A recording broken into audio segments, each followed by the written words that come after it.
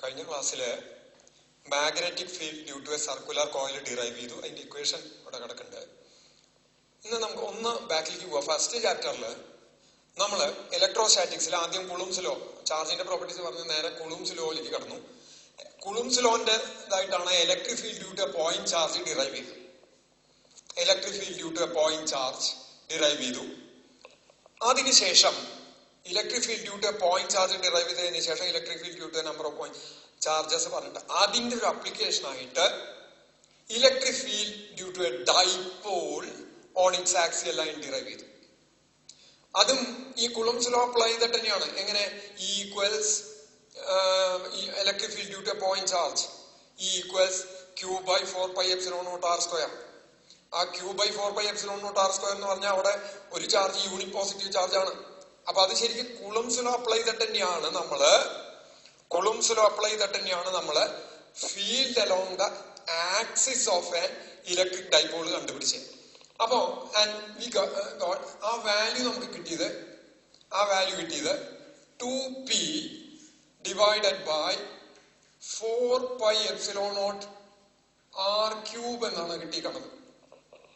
Electric field due to a dipole on its axial line is given by 2p by 4 pi epsilon naught r cube, where p equals q into 2a, length of the dipole into charge, source into അതിന്റെ geometrical length, അത് dipole moment, electric dipole moment എന്ന് പറഞ്ഞു.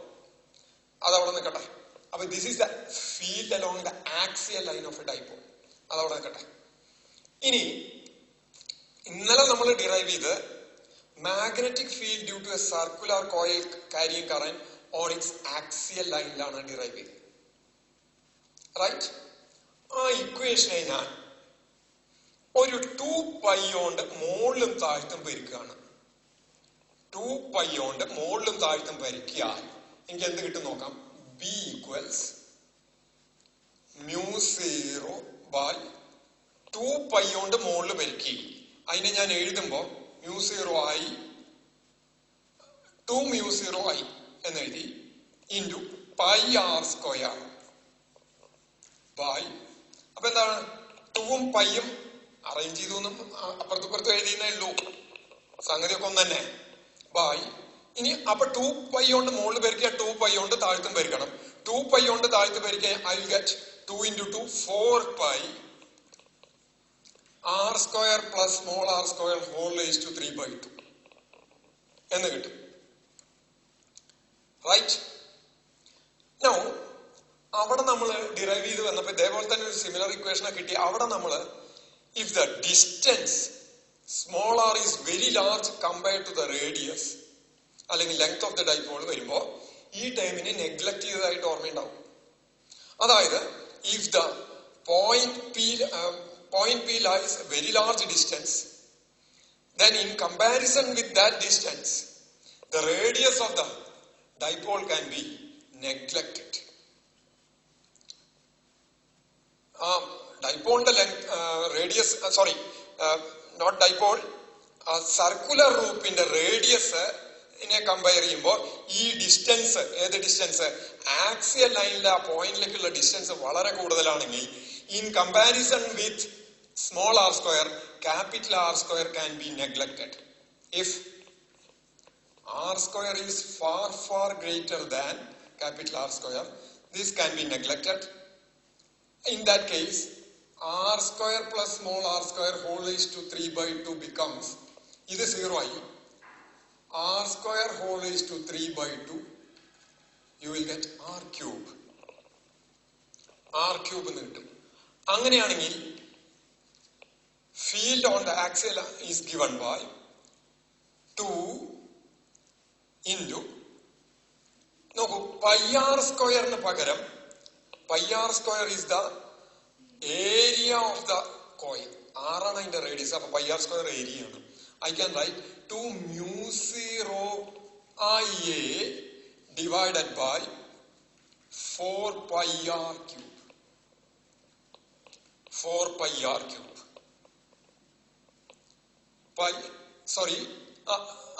Pi r cube ഇങ്ങനെ കിട്ടും. ഇതെന്താണ്? Axial ലൈനിൽ, circular കോയിലിന്റെ axial ലൈനിലുള്ള ഫീൽഡിന്റെ എക്സ്പ്രഷനാണ്. ഇതെന്താണ്? ഇലക്ട്രിക് ഫീൽഡിന്റെ ആക്സിയൽ ലൈനിലുള്ള എക്സ്പ്രഷൻ ആണ്.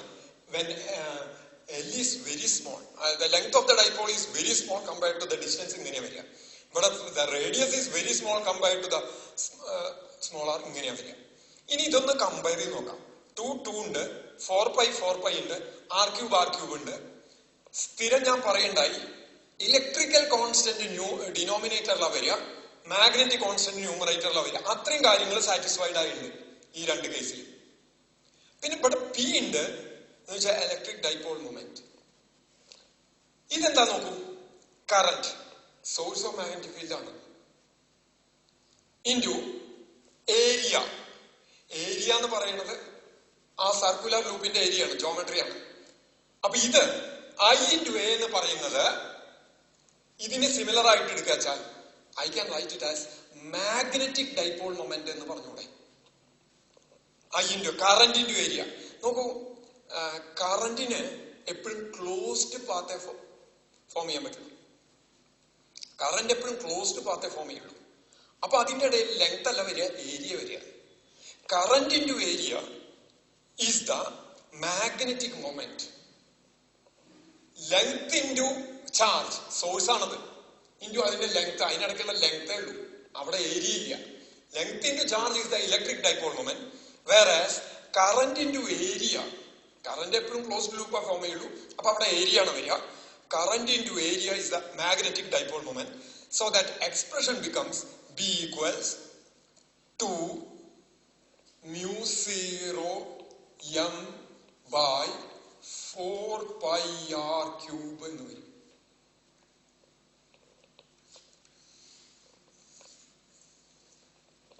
This is the expression for m. I can write small m. But what is small m? I into a. If the coil consists of n turns, this becomes NIA. NIA. Right? അപ്പൊ നമ്മള് ഈ ചാപ്റ്ററിൽ കഴിഞ്ഞ ഇലക്ട്രോസ്റ്റാറ്റിക്സിന്റെ ചോട് പിടിച്ച് അതിൽ prove ചെയ്ത വഴിക്ക് തന്നെയാണ് പോകുന്നത്. അതിന്റെ സിമിലാരിറ്റികൾ വെച്ചിട്ട് തന്നെയാണ് നമ്മൾ ത്രൂ ഔട്ട് പ്രൊസീഡ് ചെയ്യാൻ ഉദ്ദേശിക്കുന്നത്, അതിന്റെ അതേ തരത്തിൽ. അപ്പൊ ആദ്യം അവിടെ കുളുംസ് ലോ തുടങ്ങി. കുളുംസ് ലോ എന്ന് electric field due to point charge കണ്ടു, electric field due to dipole കണ്ടു. ഇവിടെ നമ്മൾ ബയറ്റ് സാവററ്റ്സ് ലോ, കുളുംസ് ലോന് സിമിലർ ആയിട്ട് ബയറ്റ് സാവററ്റ്സ് ലോ വന്നു. സിമിലർ ആയിട്ട് തന്നെയാണ് ബയറ്റ് സാവററ്റ്സ് ലോ ഡിറൈവ് ചെയ്തത്. കുളുംസ് ലോവും എക്സ്പെരിമെന്റൽ ലോ ആണ്, ബയറ്റ് സാവററ്റ്സ് ലോവും എക്സ്പെരിമെന്റലി ഡിറൈവ്ഡ് ലോ ആണ്.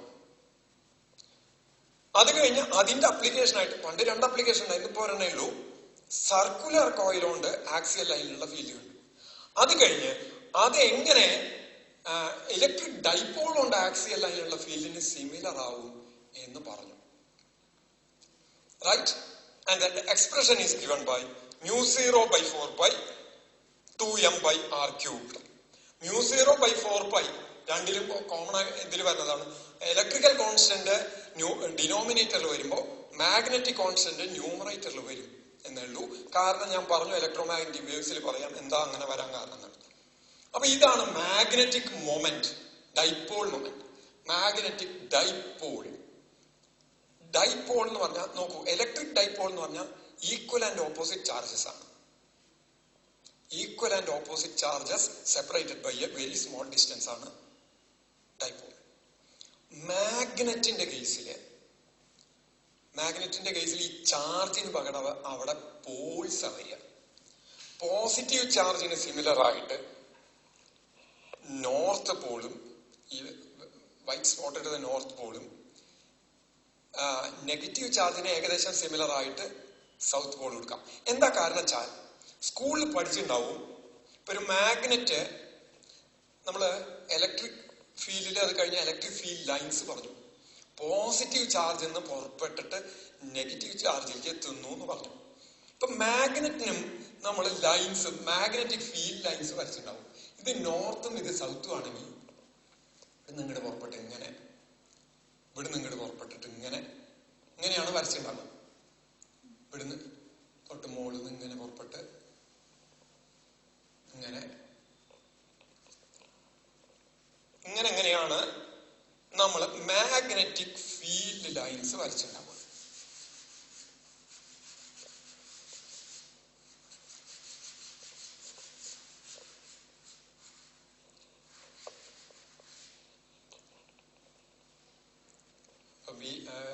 M equals NIA. N turns ഉണ്ടെങ്കിൽ NIA ഇത് ഇവിടെ എഴുതിയിരുന്നു. ഞാൻ അതിവിടെ ഇങ്ങനെ വരയ്ക്കണം. ഇങ്ങനെ ഇങ്ങോട്ട് വന്നു. ഇനിയിപ്പോ ഇവിടുന്ന് ഒരു ലൈൻ പുറപ്പെടുക വെച്ചാൽ നിങ്ങളൊരു ലൈനും വരുന്നുണ്ടാവും. ഇങ്ങനെയാണ് ഇതിന്റെ ഒരു ഘടന വരിക. എന്തത് ഇവിടെ സിമിലർ ആയിട്ട് എടുക്കാം. മാഗ്നറ്റിക് ലൈൻസ്, മാഗ്നറ്റിന്റെ പുറത്ത് it will start from north pole and ends on south pole. ബാക്കി പ്രോപ്പർട്ടീസ് ഒക്കെ സെയിം തന്നെ. ഏത് properties? Number of lines passing through unit area is directly proportional to strength of magnetic field. അങ്ങനെ പറയാം. അവിടെ electric field എന്ന് പറഞ്ഞ പോലെ, റൈറ്റ്?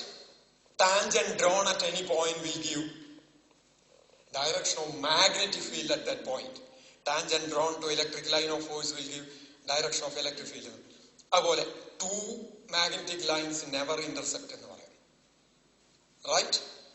ഇനി ഇന്നലെ സർക്കുലർ കോയില് പറഞ്ഞപ്പോ ഇന്നലെ സർക്കുലർ കോയിലാ പറഞ്ഞേ. അപ്പൊ ഇവിടെ ലൈൻസ് ഓഫ് ഫോഴ്സ്, ഇതിൽ കൂടെ കറണ്ട് പാസ് ചെയ്താൽ ആന്റി ക്ലോക്ക് വൈസ് ഡയറക്ഷനിലാണ് നിൽക്കുക. ആന്റി ക്ലോക്ക് വൈസ് ഡയറക്ഷൻ എന്ന് പറഞ്ഞാൽ ഇതാണ് ക്ലോക്കിന്റെ സൂചി മൂവി. ഇവിടുന്ന് ഇങ്ങോട്ട് ഇങ്ങനെ കറണ്ട് പാസ് ചെയ്താൽ, ഇവിടുന്ന് ഇങ്ങോട്ട് പാസ് ചെയ്താൽ, ഞാൻ പറഞ്ഞു ഇതങ്ങനെ പിടിച്ചു കഴിഞ്ഞാൽ ഇവിടുന്ന് ഈ ഭാഗത്ത് ഒരു നോർത്ത് പോൾ വന്നിട്ട് ലൈൻസ് ഇങ്ങനെ സർക്കുലേറ്റ് ചെയ്തിട്ടാണ് വരിക. അപ്പൊ ഈ സൈഡ് ഒരു നോർത്തും ഉണ്ടാവും, ഈ സൈഡ് സൗത്തും ഉണ്ടാവും. നിങ്ങൾ ഫേസ് ചെയ്യുന്ന സൈഡ് നോർത്ത് ആയിരിക്കും, അപ്പുറത്തെ ഭാഗം സൗത്ത് ആയിരിക്കും. അതായത് അവിടുന്ന് നോക്കുമ്പോ കറന്റിന്റെ ഫ്ലോന്റെ ഡയറക്ഷൻ ആന്റി ക്ലോക്ക് വൈസ് ആണെങ്കിൽ നോക്കുന്ന ഭാഗത്തുണ്ടാവുന്ന മാഗ്നറ്റിക് പൊളാരിറ്റി നോർത്ത് ആയിരിക്കും, അപ്പുറത്തെ ഭാഗത്ത് സൗത്ത് ആയിരിക്കും. ഇനി ഇത് ക്ലോക്ക് വൈസ് ആണ് നിൽക്കുക, അപ്പൊ നോക്കുന്ന ഭാഗത്ത് ഉണ്ടാവുന്ന സൗത്ത് ആയിരിക്കും, അപ്പുറത്തുണ്ടാവുന്ന നോർത്ത് ആയിരിക്കും. ഈ തമ്പ് റൂൾ ഉപയോഗിച്ചിട്ട് കിട്ടി. അപ്പൊ നോക്കൂ, ഇതിന്ന് ഇതേപോലെ, അപ്പൊ ഇതിന്റെ ഒരു സൈഡ് നോർത്തും വരുന്നുണ്ട്, ഇതിന്റെ ഒരു സൈഡ് സൗത്തും വരുന്നുണ്ട്, റൈറ്റ്? അപ്പൊ ഈ സാധനവും ഒരു മാഗ്നറ്റിക് ഡൈപോളിന് ഇക്വലന്റ് അല്ലേ? അപ്പൊ ഇതിന്റെ ഈ നടുക്ക് എനിക്ക് ഒരു കോയിൽ ഇങ്ങനെ വരയ്ക്കാം. ഇങ്ങനെ ഒരു കോയിൽ ഈ മാഗ്നറ്റിന്റെ ഒത്ത നടുക്ക് കൂടെ ചുറ്റിയിട്ട് കോയിൽ വരച്ച, എന്നിട്ട് ഈ കറണ്ട് ഇങ്ങനെ പാസ് ചെയ്യണ വയ്ക്കുക. അപ്പൊ ഈ ഭാഗം ആന്റി ക്ലോക്ക്, ഈ ഭാഗത്ത് നോർത്ത് പൊളാരിറ്റി ഉണ്ടാവും. നോക്കൂ, ഇവിടുന്ന് ഇങ്ങോട്ട് പുറത്തേക്ക് വരുന്നു, നോർത്ത് പൊളാരിറ്റി ഉണ്ടാവും, റൈറ്റ്? അപ്പുറത്തെ ഭാഗത്ത് സൗത്ത് പൊളാരിറ്റി ഉണ്ടാവും. അപ്പൊ ഇങ്ങനെ വയ്ക്കുമ്പോ മാഗ്നറ്റ് ഇത് ഇങ്ങനെ ഇവിടെ നോർത്ത് വെച്ചാൽ ഇതാണ് നോർത്ത്, ഇങ്ങനെ ഇതിൽ ഇതായി കഴിഞ്ഞാൽ ഇങ്ങനെ ഒരു മാഗ്നറ്റ് വെച്ച എഫക്ട് തന്നെയാണ്. ഇതിന്ന് ലൈൻസ് ഇങ്ങനെ പുറപ്പെട്ടിട്ട് ഇങ്ങോട്ടല്ലേ വരണേ, റൈറ്റ്? ഇങ്ങനെ ഒരു മാഗ്നറ്റ് വെച്ച എഫക്റ്റ് ആണ് ഉണ്ടാവുന്നത്. ഇവിടുന്ന് ലൈൻസ് പുറപ്പെട്ട് ഇങ്ങോട്ട് വരുന്നു. So a current carrying circular coil is equivalent to a magnetic dipole. ഇനി മാഗ്നറ്റിന്റെ കേസിലാണെങ്കിൽ ഈ മാഗ്നറ്റിക് മൊമെന്റ് എന്ന് പറയുന്നത് pole strength into length of the magnet. Length 2L എന്ന് എടുക്കാം, അല്ലെങ്കിൽ 2A എന്ന് എടുക്കാം. മാഗ്നറ്റിന്റെ കേസിലാണെങ്കിൽ മാഗ്നറ്റിക് മൊമെന്റ് വരില്ലേ, അവിടെ ഏരിയ അല്ല എടുക്കുക. അത് ശരിക്ക് നോക്കൂ, ഒരു നോർത്ത് പോളും ഒരു സൗത്ത് പോളും ചെറിയ ലെങ്ത് ഡിസ്റ്റൻസിൽ വെക്കണതല്ലേ. Equal and opposite pole strength ആണ്. ചാർജിന് പകരം ക്യൂവിന് പകരം ഇവിടെ വരുന്ന പോൾ സ്ട്രെങ്ത് ആണ്. ഡൈപോൾ മൊമെന്റ് അല്ലാട്ടോ, EP പോൾ സ്ട്രെങ്ത് ആണ്. Pole strength into length of the magnet is the magnetic dipole moment of the magnet. കറന്റിന്റെ കേസിലാവുമ്പോ, കറന്റ് ക്യാരിയിങ് സർക്കുലർ കോയിലിന്റെ കേസിലാവുമ്പോ ഇവിടെ ലെങ്ത് അല്ല വരണേ, ഇവിടെ ഏരിയ വരണേ. I into A, അതാണ് മാഗ്നറ്റിക് മൊമെന്റ് വരിക. So it is equivalent to, what is equivalent to? A current carrying circular coil is equivalent to a magnetic needle. അപ്പൊ ഇതിന്ന് ഇങ്ങനെ പുറത്തേക്ക് ലൈൻസ് വരുന്നു, ഇത് പുറത്തേക്ക് പോകണം. ഇനി നോക്കാം, ഇവിടുന്ന് ഇങ്ങോട്ട് കിടന്നിട്ട് ഇങ്ങടാ വരണേ, അല്ലേ? അപ്പൊ വിത്തിൻ ദ കോയിൽ, ഇതിന്റെ ഉള്ളിൽ ലൈൻസ് ഉണ്ടല്ലോ, ഇങ്ങനെ വന്നിട്ടല്ലേ ഇങ്ങോട്ട് പോകണേ. ഇലക്ട്രിക് ലൈൻ ഓഫ് ഫോഴ്സിന്റെ പ്രത്യേകത എന്താ വെച്ചാൽ, ഇതിപ്പോ പോസിറ്റീവ് ഇത് നെഗറ്റീവ് വെച്ചാൽ ഇവിടുന്ന് പുറപ്പെട്ട് ഇവിടെ അവസാനിച്ചു, റൈറ്റ്? ഇവിടുന്ന് ഇങ്ങടാ പോണേ. കണ്ടിന്യൂസ് ആ, സോറി കണ്ടിന്യൂസ് അല്ല, പോസിറ്റീവ് എന്ന് പുറപ്പെട്ടു നെഗറ്റീവിൽ അവസാനിച്ചു. കണ്ടിന്യൂസ് അല്ല, തുടർച്ചയല്ല. മാഗ്നറ്റിക് ലൈൻസിന്റെ ഒരു വ്യത്യാസം എന്താ വെച്ചാൽ അത് കണ്ടിന്യൂസ് ആ, തുടർച്ചയായിട്ടാണ് കിടക്കുന്നത്. എന്ന് വെച്ചാൽ ഇവിടുന്ന് പുറപ്പെട്ടിട്ട് ഇവിടെ വന്നു കഴിഞ്ഞാൽ പിന്നെ ഇവിടെയും കണ്ടിന്യൂറ്റി ഉണ്ട്, തുടർച്ചയുണ്ട്.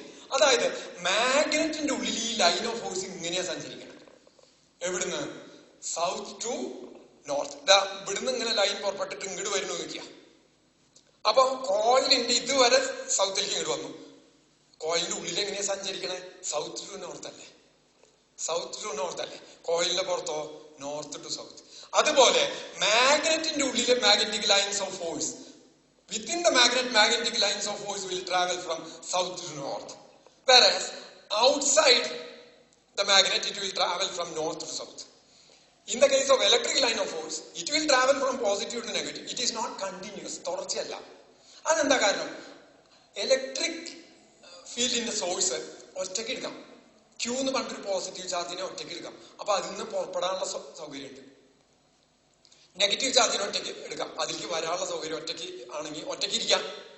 പോസിറ്റീവ് ചാർജിന് ഒറ്റയ്ക്ക് ഇരിക്കാനുള്ള സൗകര്യം സാധിക്കും. It is possible for A positive charge exist.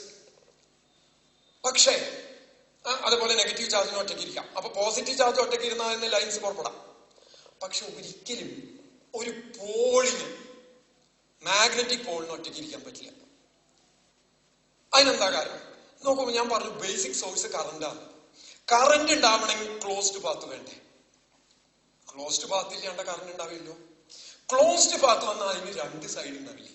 ഒരു കോയിന് രണ്ട് സൈഡ് ഇല്ലാണ്ട് ഒറ്റ സൈഡായിട്ട് ഒരു കോയിൻ എടുക്കാൻ പറ്റുമോ? ഒരിക്കലും ഇല്ല. രണ്ട് സൈഡ് വന്നാ അപ്പൊ ഒരു ഭാഗത്ത് നോർത്തും വന്നു, ഒരു ഭാഗത്ത് സൗത്തും വന്നു. ഒരു ഭാഗം മാത്രമായിട്ടുള്ള പൊളാരിറ്റി എന്ന് പറഞ്ഞെടുക്കാൻ പറ്റൂ? ഒരിക്കലും ഇല്ല. അതായത് isolated monomagnetic pole does not exist. Magnetic monopole does not exist. ഒറ്റയ്ക്കായിട്ട് ഇരിക്കണത് ഇല്ല. എപ്പോഴും അത് എങ്ങനെ ഉണ്ടാവുള്ളൂ? ഡൈപോൾ ആയിട്ട് തന്നെ ഉണ്ടാവുള്ളൂ. അതായത് ഈ മാഗ്നറ്റിനെ ഇവിടെ അങ്ങോട്ട് മുറിച്ചു വെച്ചാ, മുറിച്ച ഭാഗത്ത് ഇപ്പം ഇങ്ങനെ നട്ടു മുറിച്ചു, ഇത് നോർത്താണ്, ഇവിടെ നട്ടു മുറിച്ച ഭാഗത്ത് സൗത്തും വരും, അപ്പുറത്തെ ഭാഗത്ത് നോർത്തും വരും. അങ്ങനെ രണ്ട് മാഗ്നറ്റാ കിട്ടുക. അല്ലാണ്ട് ഇതങ്ങോട്ട് മുറിച്ചു കഴിഞ്ഞാൽ നോർത്ത് മാത്രമായിട്ട് ഈ ഭാഗം, ഇപ്പുറത്തെ ഒന്നുമില്ല, അങ്ങനെ യാതൊരു എഫക്റ്റും ഇല്ല, അങ്ങനെ വരില്ല.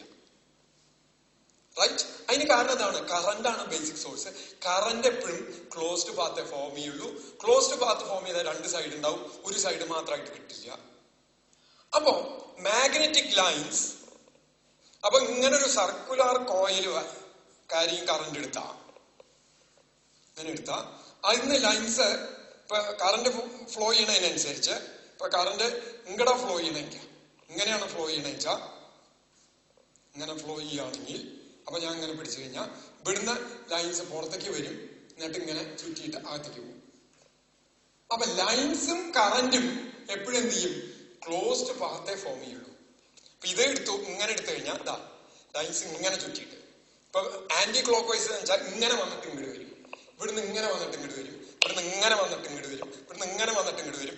നേരെയുള്ളത് നേരെ പോകും. കാരണം നേരെ അല്ലാണ്ട് പോയി കഴിഞ്ഞാൽ ഈ ലൈൻസ് ആയിട്ട് ചിലപ്പോൾ ഇന്റർസെക്ട് ചെയ്യാനുള്ള സാധ്യതയുണ്ട്. നേരെ അല്ലാണ്ട് പോയാൽ ഇന്റർസെക്ട് ചെയ്യാനുള്ള ഒരു പ്രൊവിഷൻ ഇല്ല, ഒരിക്കലും ഇന്റർസെക്ട് ചെയ്യാൻ പാടില്ല. റൈറ്റ്? ഇപ്പൊ ഞാൻ പറഞ്ഞത് മാഗ്നറ്റിക് ഡൈപോൾ. മാഗ്നറ്റിക് ഡൈപോൾ എന്ന് പറഞ്ഞ ഒരു മാഗ്നറ്റിനെ മാഗ്നറ്റിക് ഡൈപോൾ ആയിട്ട് എടുക്കാം. അങ്ങനെ വരുമ്പോൾ അതിന്റെ ഡൈപോൾ മൊമെന്റ് എന്ന് പറഞ്ഞാൽ പോൾ സ്ട്രെങ്ത് ഇൻറ്റു ലെങ്ത് ആയിട്ടാണ് വരിക. ഇതിന് പകരം സർക്കുലർ കോയിൽ ക്യാരിയിങ് കറന്റ്, അതിന്റെ ഒരു സൈഡിൽ നോർത്ത് പൊളാരിറ്റി ഉണ്ടാവും, ഒരു സൈഡിൽ സൗത്ത് പൊളാരിറ്റി ഉണ്ടാവും. അതിന് നമുക്കൊരു ഡൈപോൾ ആയിട്ട് എടുക്കാം. അതിന്റെ magnetic moment M equals NIA. N എന്ന് പറഞ്ഞ നമ്പർ ഓഫ് ടേംസ്, ഒറ്റ ടേണുകൾ വെച്ചാൽ N1.